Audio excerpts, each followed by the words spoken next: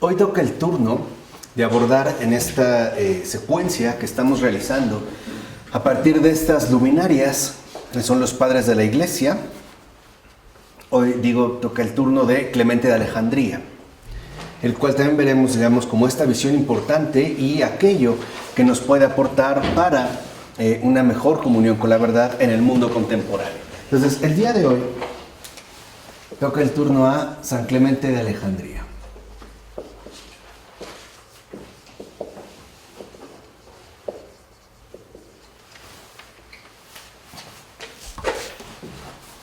Clemente de Alejandría, podemos decir que en realidad fue un gran teólogo, uno de los más grandes teólogos del siglo II, que nació probablemente, aunque no se tiene una certeza plena, en Atenas. Lo que sí es un hecho es que de Atenas él mismo va a recibir y se va a adoptar en él un interés vivo, un interés serio por la filosofía.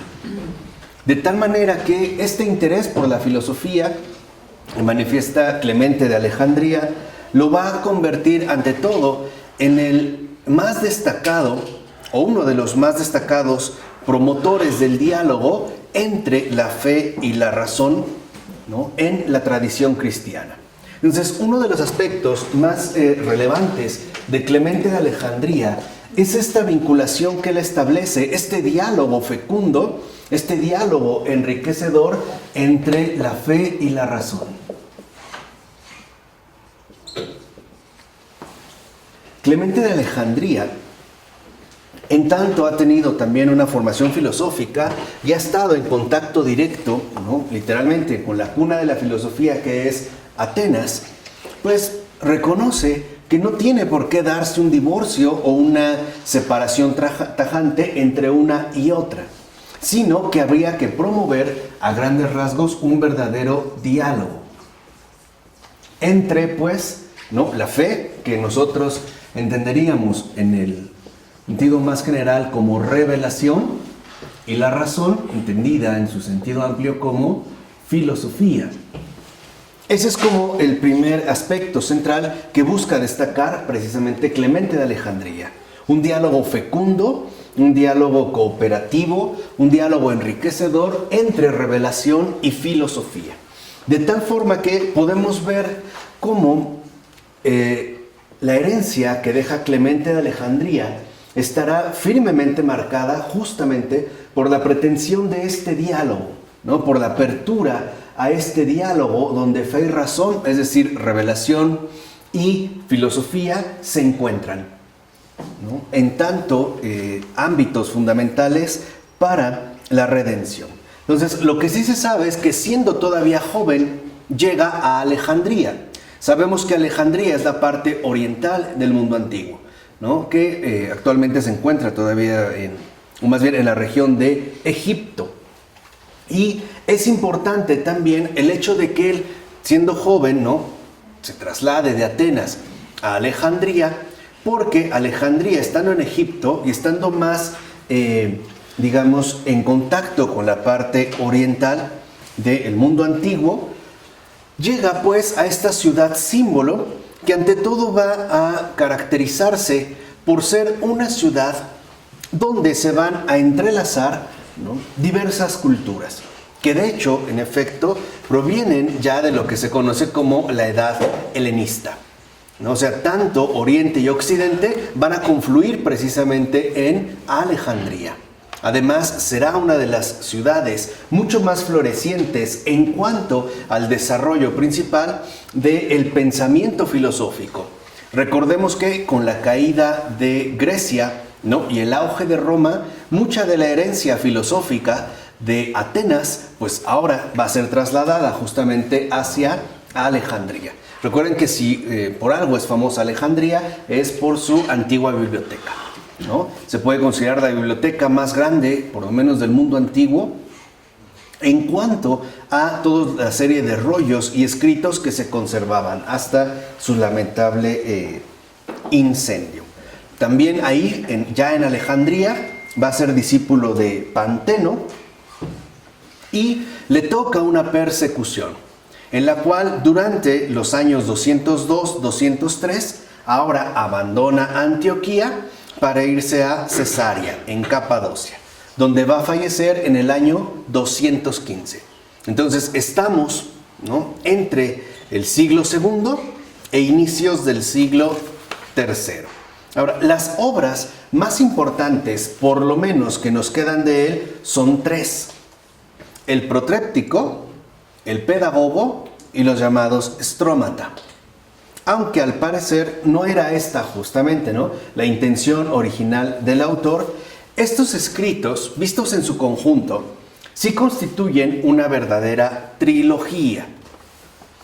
Y lo que busca precisamente en sus obras San Clemente de Alejandría es poder acompañar de manera eficaz, de manera adecuada, la maduración espiritual del cristiano. Entonces, para Clemente de Alejandría, este diálogo entre fe y razón tiene que conducir a la maduración espiritual del cristiano.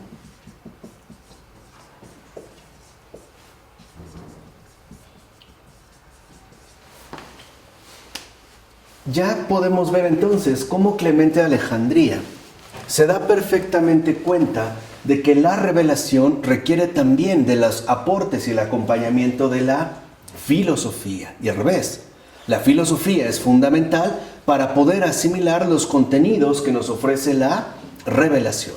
De tal manera que ambas, revelación y filosofía, es decir, fe y razón, conformen verdaderamente el perfil espiritual del creyente y no quede como incompleto, ya sea por ausencia de una o bien de otra. Tendrían que complementarse para establecer una adecuada maduración en términos espirituales, es decir, alcanzar verdaderamente la vida creyente. Ahora, el protréptico, como la propia palabra lo menciona, es ante todo una exhortación. Era usual, antiguamente, sobre todo en la filosofía griega, escribir un protréptico, que ante todo, como la palabra lo indica, es una exhortación, o sea, es un llamado, dirigido sobre todo a quienes comienzan y buscan el camino de la fe. Entonces, en esta maduración espiritual del cristiano, aparece el protréptico, que es justamente una exhortación. Es, digamos, la etapa inicial. El protréptico, que sí se puede conseguir en español, por ejemplo, la editorial Bach lo ha traducido, Ciudad Nueva, que son ediciones bastante buenas, caras por el trabajo filológico de traducción, el estudio también crítico que se hace, pero Ciudad Nueva es una, ante todo, editorial dedicada a la patrística. Por ejemplo, el Protéptico es un texto breve que en efecto tiene esta pretensión de ser un llamado, ¿no?, o es una exhortación dirigida sobre todo a los que comienzan y buscan ya el camino de la fe. De hecho, y esto es bastante interesante, el Protéptico, ¿no?, de acuerdo con la intención fundamental de Clemente de Alejandría, coincide con una persona, con el Hijo de Dios, es decir, con Jesucristo, que exhorta a los hombres a que avancen con decisión por el camino que lleva hacia la verdad. Entonces, este protéptico es una exhortación donde aparece precisamente el Hijo de Dios, coincide con esta persona. Veremos ahorita, ¿no?, la manera en la cual lo va trabajando Clemente de Alejandría, pero es un llamado que invita a que se avance, se recorra con decisión, sin temor, precisamente el camino que lleva hacia la verdad. ¿Vale? Entonces, es una exhortación a encaminarse hacia la verdad. Eso es lo primero que sugiere Clemente de Alejandría. Es una exhortación clara a encaminarse hacia la verdad.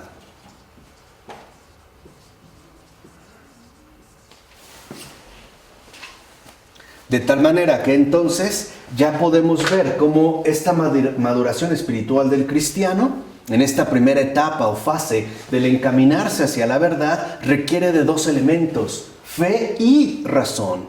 Es una comunión. Uno no puede ser espiritualmente maduro si está como incompleto aquí o acá. Hay que crecer en ambos aspectos. Por eso vemos cómo, y se ha mostrado al menos con estas primeras figuras, ¿no?, que nos ofrece Benedicto XVI de los padres de la Iglesia, tienen no solo un altísimo nivel de fe, también tienen un elevadísimo nivel intelectual. De tal manera que esto justamente conforme el perfil maduro de una persona verdaderamente creyente. En pocas palabras, de un verdadero cristiano. Entonces, en el protéptico aparece la exhortación a encaminarse hacia la verdad. Ahora, este camino, un poco para que se entienda, requiere de un pedagogo, ¿vale? Es la segunda obra de él, el pedagogo, que también se encuentra en Bach Editorial o sobre todo en Ciudad Nueva. Yo le sugeriría los libros de Ciudad Nueva. Aparece el pedagogo. Y aquí hay que entender la figura que él está exponiendo. Hoy nosotros solemos entender por un pedagogo aquel que ha estudiado básicamente pedagogía y se dedica, ¿no?, a tratar de estudiar e incluso implementar los mejores métodos de enseñanza. Pero esa no es la figura que corresponde realmente con el pedagogo. El pedagogo, antiguamente, es la persona que acompaña cuerpo a cuerpo al aprendiz. Por ejemplo, el pedagogo, ante todo, le enseña al aprendiz las cuestiones básicas de la vida en general. Lo que hoy nosotros podríamos también llamar, por decir, valores. Es incluso el pedagogo el que carga la mochila. O si el aprendiz, sobre todo el niño, ¿no?, porque están dirigidos para las personas pequeñas, es decir, para los niños, los adolescentes, ¿no?, si hay un bache que atravesar, el pedagogo carga al alumno y le ayuda a superar esta dificultad. E incluso si hay un charco. Entonces, el pedagogo siempre va acompañando literalmente al alumno. Entonces, ya lo segundo que expone Clemente de Alejandría es que Jesucristo no solo es el llamado, es también el acompañante. Él mismo es el pedagogo. Es decir, Él mismo no solo nos exhorta a encaminarnos hacia la verdad, sino que Él también es a su vez nuestro educador. El pedagogo educa al aprendiz, pero no solo le enseña las letras, también los valores, los modos, las posturas, ¿no? Literalmente es un compañero de camino, es un compañero de recorrido. Entonces ya el educador, es decir, en el nivel del pedagogo, no solo ya nos exhorta, sino que también ahora nos educa. Y para Clemente de Alejandría coincide el educador con el sacramento del bautismo. El protéptico, en pocas palabras, está dirigido para los que aún no están bautizados, mientras que el pedagogo ya se dirige a los que han sido iniciados en el misterio bautismal. Podríamos decir que ya estaría pues enfocado, en virtud del bautismo, hacia todos aquellos que le han dicho sí a esta exhortación. Para ellos Jesús ya no solo es una exhortación, ya no es un protéptico, ahora ya será también un pedagogo, ¿vale? Se inicia pues otra fase de la vida creyente. Y por último, Jesús no solo será educador, será maestro, un didáscalos. Y el maestro ya es el que propone y expone las verdades más profundas. Entonces aparece el pedagogo y finalmente aparece la figura de el maestro, el cual ya expone y ante todo hace ingresar en las verdades más profundas. Podemos decir que ya no solo es el educador, ¿no?, de los que han entrado a formar parte de la comunidad cristiana, por medio del bautismo, sino que ya es el maestro, el didáscalos, ¿no?, de la vida creyente. Ahora sí, es el maestro de la vida creyente.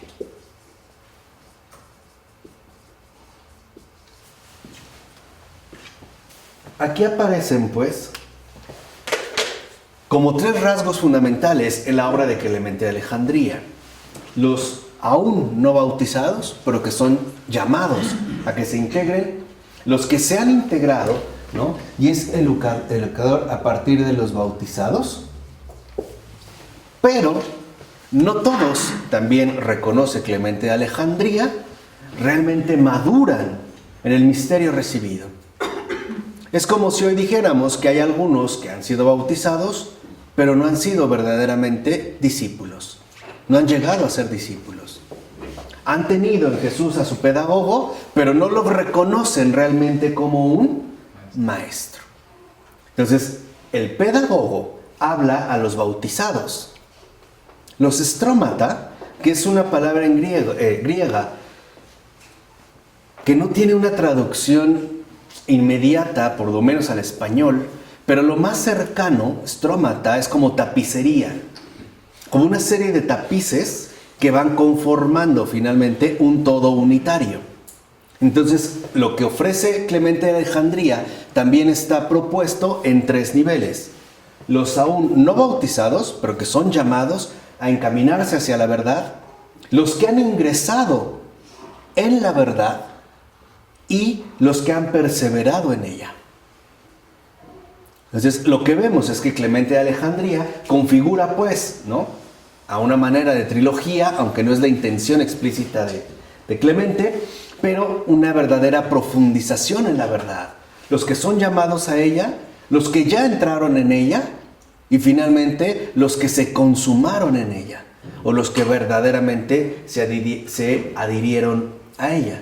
Por eso es recomendable que si uno se acerca a la obra de Clemente, lo lea en este orden, independientemente de todo. Si no, bueno, pueden entrarle directamente a los estrómata. Son 4 volúmenes, en realidad son 8 libros, pero la edición castellana, al menos bilingüe de Ciudad Nueva, está dividido en 4 volúmenes. Ok, entonces ahí ya aparece, ¿no?, el maestro que ahora sí nos comparte las enseñanzas más profundas, o sea, ya nos hace ingresar a la profundidad de la verdad. Entonces, como él mismo lo dice, las catequesis que, por ejemplo, ofrece Clemente en el pedagogo es un acompañamiento fundamental para el bautizado, para que el bautizado aprenda la andadura que exige fe y razón. Aprenda, pues, a caminar con 2 piernas, de tal manera que pueda llegar a un verdadero conocimiento profundo de la verdad. O sea, un verdadero conocimiento profundo de Jesús. Ese es, digamos, ¿no?, como la intención fundamental, en este caso, del pedagogo. Y él está convencido de que solo este conocimiento profundo de Jesús, es decir, de la verdad, es la auténtica gnosis, que de hecho significa en griego conocimiento o bien inteligencia. De tal manera que para Clemente de Alejandría, la gnosis es el verdadero encuentro con Jesús.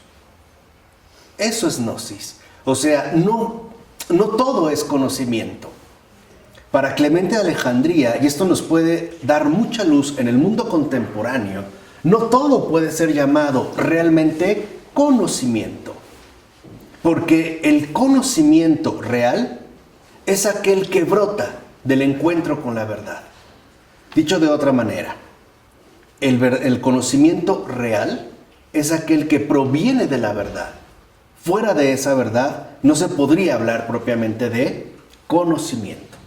Acuérdense que la escuela gnóstica precisamente propone una variante, como una elevación intelectual que nos lleva, ¿no?, a despreciar, por ejemplo, las realidades inferiores que en este caso coinciden con las cuestiones materiales, básicamente con el mundo físico.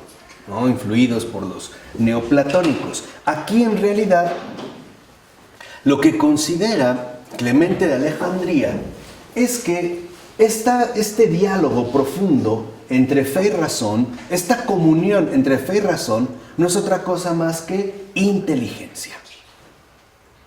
Y eso también es un aspecto importante. La maduración espiritual del cristiano se puede llamar, en términos de Clemente de Alejandría, gnosis, pero entendiéndolo en el sentido ortodoxo. Es decir, la gnosis como aquella inteligencia que brota a partir de la verdad, o bien la inteligencia que se obtiene por medio del encuentro con la verdad. De hecho, para Clemente de Alejandría, la inteligencia no es más que aquel edificio construido por la razón bajo un impulso sobrenatural. Ese es el inteligente. La inteligencia, dirá Clemente de Alejandría, no es más que la razón impulsada por un principio sobrenatural. Eso es inteligencia. Si lo sobrenatural no está presente en nuestra dimensión racional, es decir, en nuestra razón, o por decirlo de esta manera, si hay razón sin fe, para Clemente de Alejandría, y yo estoy totalmente de acuerdo con él, no puede hablarse de inteligencia. No puede hablarse realmente de inteligencia. De tal forma que entonces la inteligencia es la razón fecundada por el principio sobrenatural. Eso es inteligencia. Y por lo tanto, y eso también es algo muy importante en el caso de Clemente de Alejandría, que al menos yo he de confesar son los pasos que he seguido, y él es el que me lo enseñó, solo a esto se le podría llamar verdadera filosofía. Lo que él está diciendo es que el cristianismo es verdadera filosofía. No porque sea una teoría espectacular, no porque sea una doctrina oculta, como querían los gnósticos, los falsos gnósticos, sino porque es realmente aquello que ha sido expuesto y donado por la misma verdad. Entonces ahí está, dirá Clemente de Alejandría, la verdadera filosofía. Perdón, son los dones del Espíritu Santo, ¿no? Sabiduría, inteligencia. Es Sí. normal eso. ¿Cómo? Los dones del Espíritu Santo empiezan con sabiduría, inteligencia, ¿no? Y esa es parte de los dones del Espíritu Santo. Claro. El Espíritu Santo nos da esta inteligencia, Sí. que llega a la sabiduría, Que es exactamente que es llegar mucho más alta que la inteligencia normal. Exacto. Esta inteligencia, entonces, no es otra cosa más que verdadera filosofía, o don, como tú lo llamas, ¿no? Sabiduría. Recuerden que estos dones, en cuanto a tal, ¿no? Ya se habían mencionado, sobre todo por San Pablo. No es el que ha mencionado estos dones. Pero justo lo que quiere mencionar Clemente de Alejandría, y eso es lo interesante, es que Grecia, o vamos a ponerlo en estos términos más generales, los paganos, ¿no? Encabezados por Atenas, a final de cuentas, no deben de tener ningún problema para comulgar con la verdad.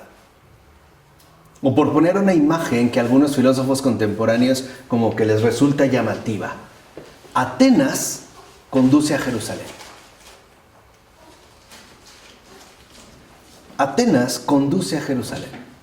O sea, la filosofía realmente no tiene por qué alejarnos de la verdad. Por el contrario, nos debe de conducir hacia el encuentro real con esta verdad. Y esto es muy fuerte, o sea, lo que está realmente mencionando Clemente de Alejandría, más en su tiempo, donde recuerden que en principio el cristianismo es visto como algo, por lo menos, cuestionable, plebeyo, vulgar, ¿no? En un sentido verdaderamente literal.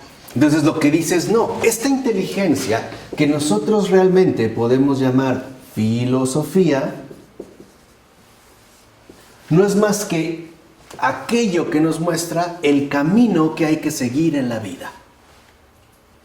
Y eso es lo que forma parte del diálogo. Y aquí pareciera que Clemente, ¿no?, se adelanta muchísimos siglos a una de las tentaciones de los modernos. La razón o el uso de la razón humana no tiene por qué alejarnos de Dios.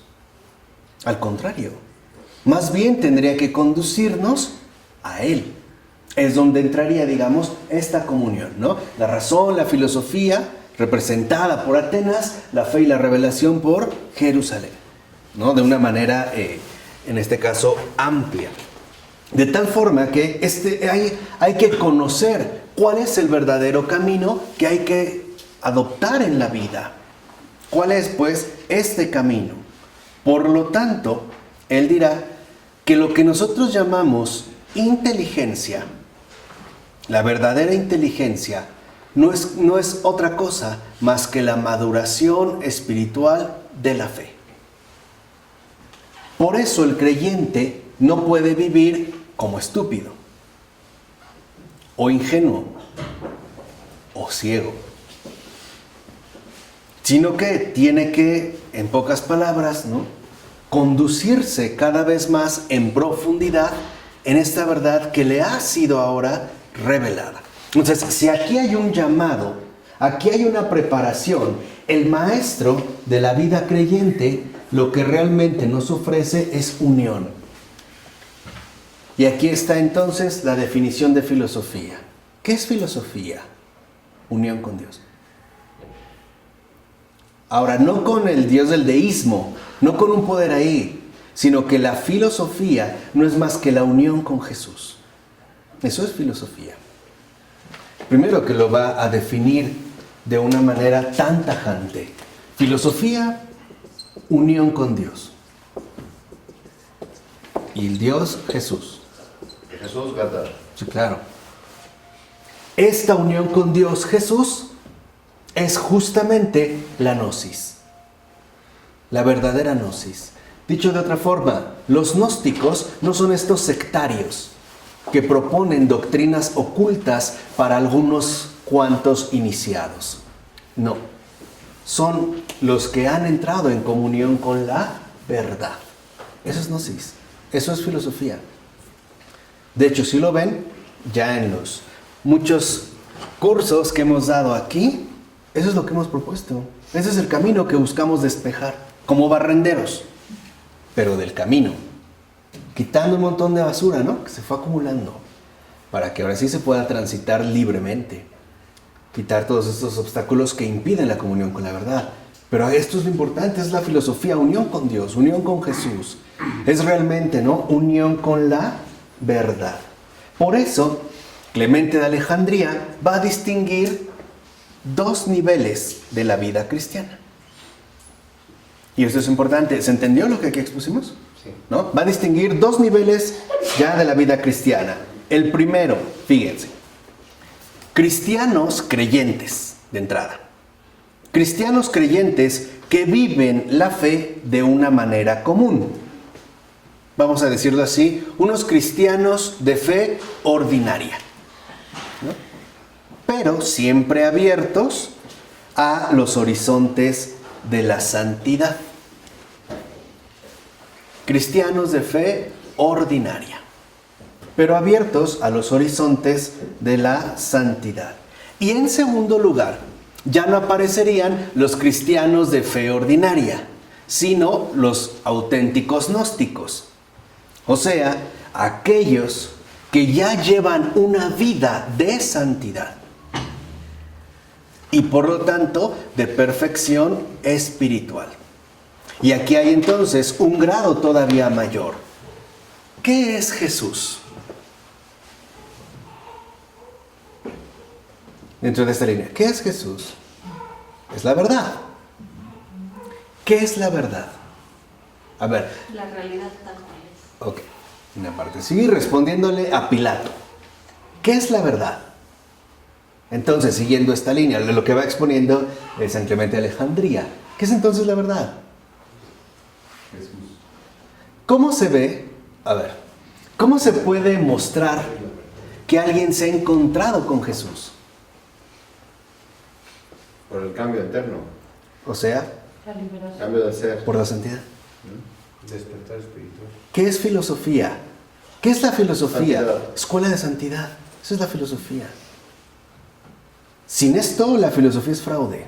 Esto, exacto. Y yo estoy de acuerdo. Si no, eso es fraude, es palabrería, es engaño. Ya lo vimos más o menos con Sí, Kant. con Kant.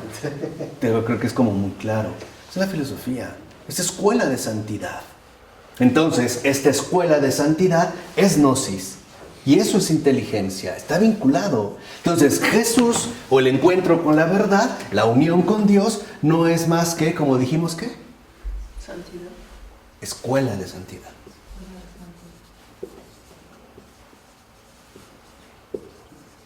Y esto también es bastante fuerte, porque por eso Jesús es el único que maestro. Y dijo él mismo, y dicen bien, porque lo soy. ¿Se acuerdan? El propio Jesús, sí, maestro, me han dicho maestro, y dicen bien, lo soy. Claro, es que Jesús es la escuela de santidad.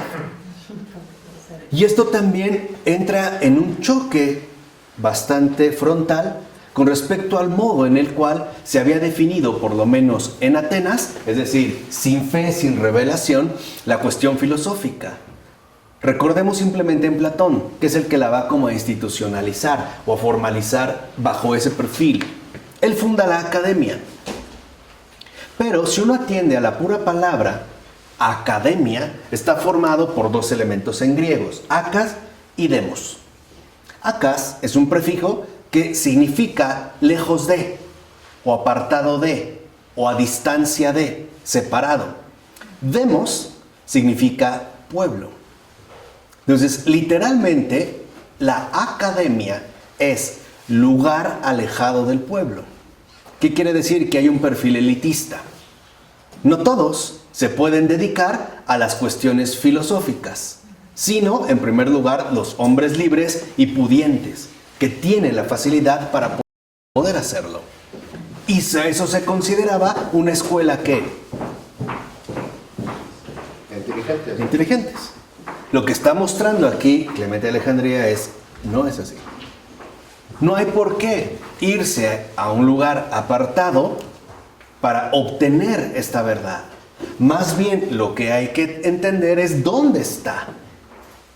Y sobre todo, entender quién es este camino que hay que recorrer, el encuentro vivo con Jesús.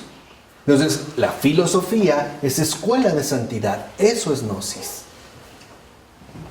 Y no, en este caso, como lo dijimos, un fraude. Entonces, lo primero que dice ya Clemente de Alejandría es, en todo caso, el cristiano, en efecto, debe comenzar por lo primero. Debe haber principios. Y lo primero que hay es la base común de la fe. Lo que hoy nosotros simplemente llamaríamos ¿qué? ¿Cuál es la base común de nuestra fe? La verdad. Hay una base común. La iglesia, la Biblia, la escritura, el evangelio, ¿no? El credo, La gracia. Hay una base común. Pero esta base común también requiere ser profundizada. Requiere pues de una madurez. De tal manera que no solo necesitamos responder a la llamada, sino encaminarnos ya. Pero para no extraviarnos necesitamos un ¿qué? Un pedagogo. Entonces Jesús nos llama, nos acompaña y nos consuma. Que si lo ven, es tomarse en serio las palabras de Jesús. Yo soy el alfa y la omega. Suena lindo, ¿no? Como si dijera, yo soy el protéptico y el maestro, el didáscalos, ¿no? Yo estoy con ustedes desde el principio hasta el final. Y así llegar finalmente a la comunión con la verdad. Entonces, esta comunión con la verdad, ese es el conocimiento de la fe.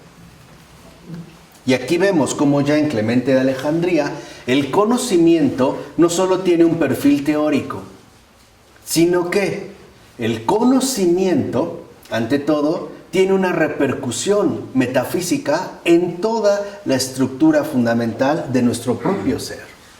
Porque la verdad no es un concepto ni una idea, es una persona. Y por lo tanto, encaminarse por el camino que conduce a la verdad no sería otra cosa más que ir creciendo gradualmente en santidad. Aquí, digamos, habría como esta asimilación. Dice, de tal forma que entonces la verdad es una realidad viva, es una fuerza de vida, es la verdadera unión de amor transformadora. Y eso también es otra definición que a veces se pasa por alto. La santidad, ya lo hemos insistido mucho, no son milagros o cosas extravagantes, espectaculares y llamativas. La santidad no es más que esta unidad transformadora de amor. Eso es santidad, lo dijimos, ¿no? Lo importante no son los milagros, Él es el milagro. Lo vimos bien ya con Pavel Florensky, ¿no? Es la unidad transformadora de amor. Así entonces, el conocimiento de Cristo es transformación radical de lo que somos. Y por lo tanto, lo que fomenta este conocimiento es, en pocas palabras, comunión. Esa es la escuela de santidad. Esta comunión con Dios. Por eso, dice Clemente de Alejandría, el cristiano perfecto alcanza la contemplación, o sea, la unificación con Dios. Dios ya para él lo es absolutamente todo. Por eso para Clemente de Alejandría también es tan importante recordar que hemos sido creados a imagen y semejanza de Dios. Pero eso también es un desafío y por lo tanto un recorrido, un camino.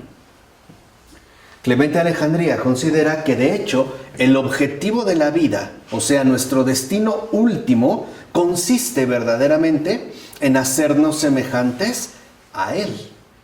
Y eso sería, ¿no?, el camino a recorrer. De tal manera que poseemos una connaturalidad.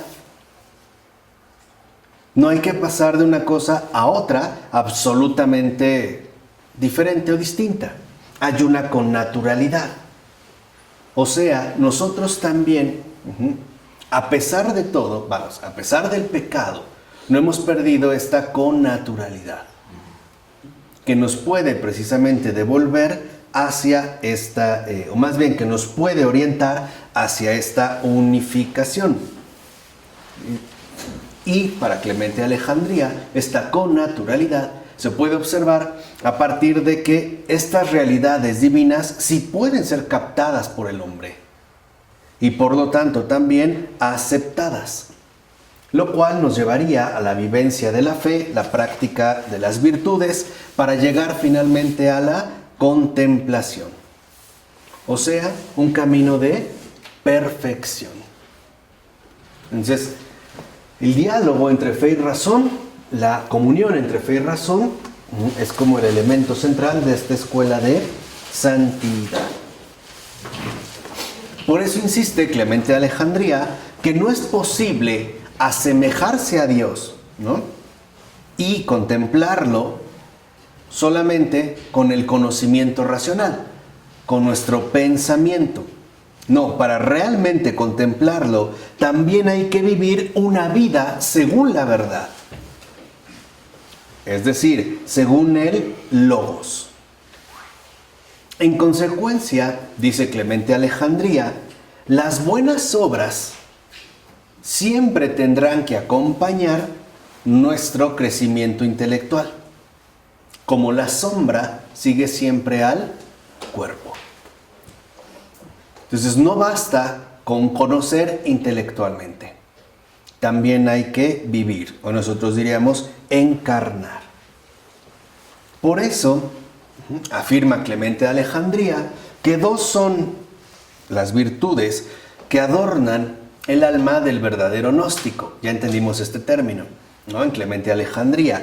La primera es la libertad de las pasiones, que en griego es apatheia. La libertad de las pasiones, o sea, el no estar esclavizados, ¿no?, a nuestros propios impulsos o a nuestros propios afanes. La segunda es el amor, que el amor justo es la verdadera pasión que nos va a asegurar la unión íntima con Dios. Entonces vemos cómo aquí Clemente de Alejandría, ¿no?, retoma algunos de los postulados principales de la filosofía antigua.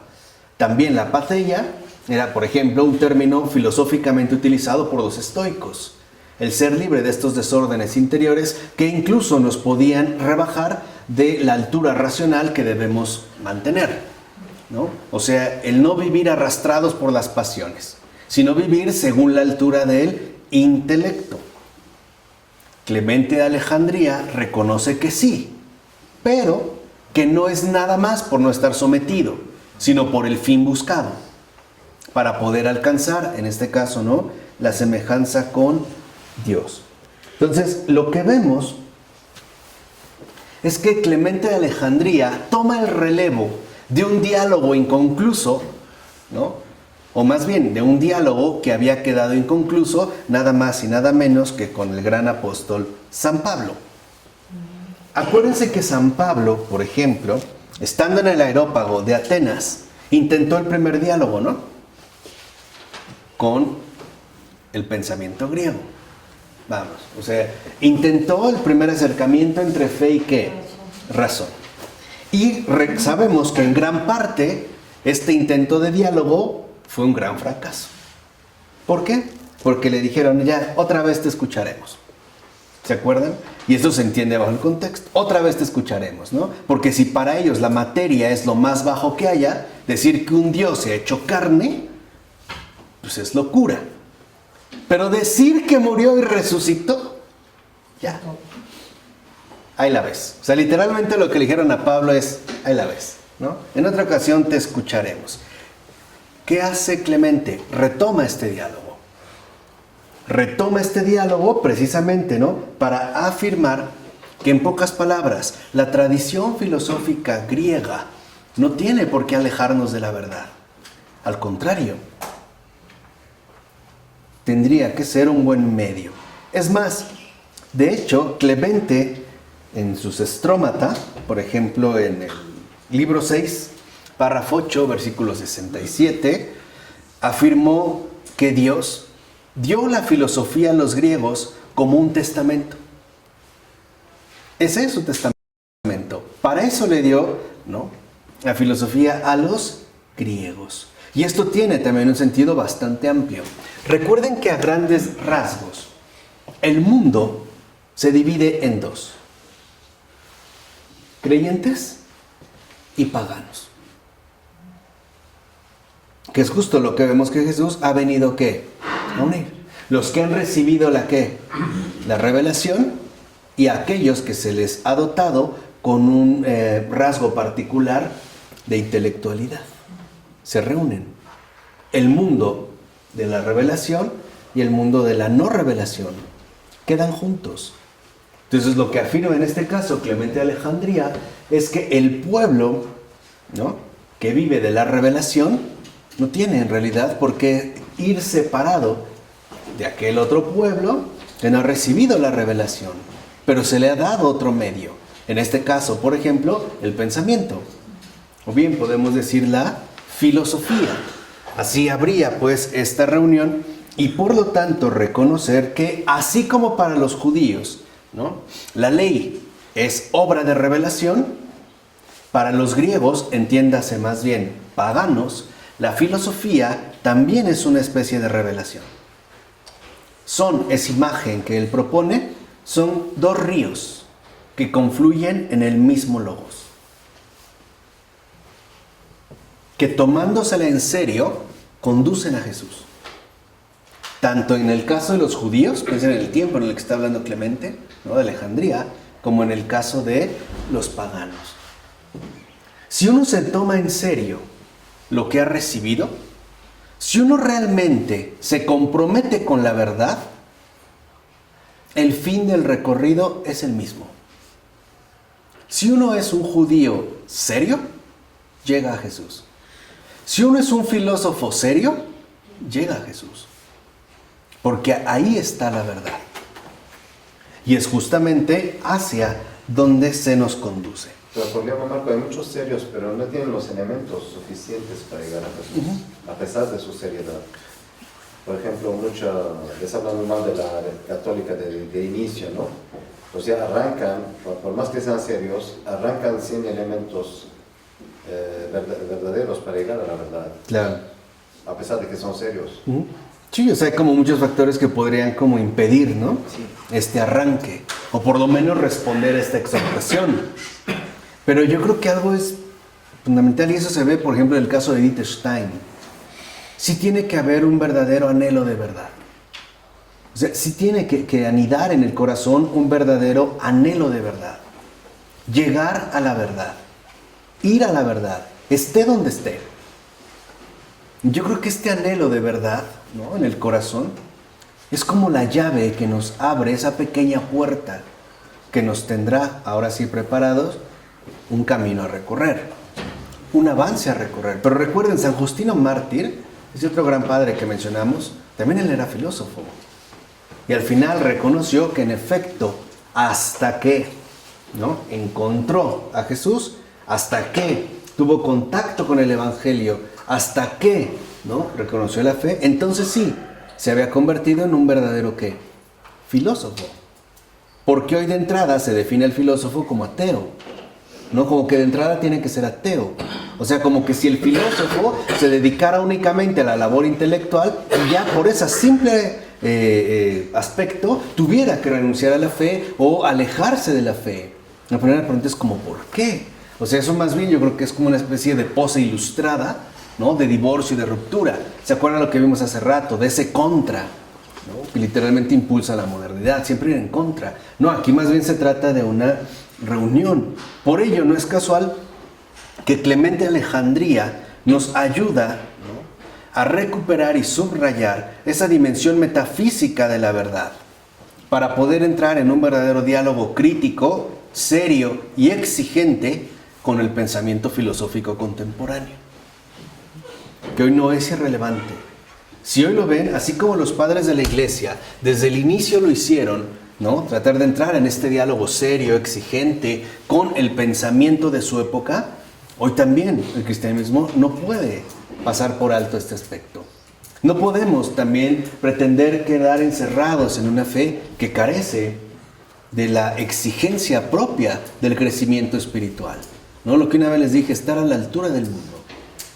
Y ahora entienden cuando yo les hablaba de inteligencia, esta escuela de santidad. Pues pidámosle al gran Clemente de Alejandría que interceda por nosotros para que recibamos este don precioso de inteligencia, para que podamos ser verdaderamente inteligentes y por lo tanto verdaderamente santos.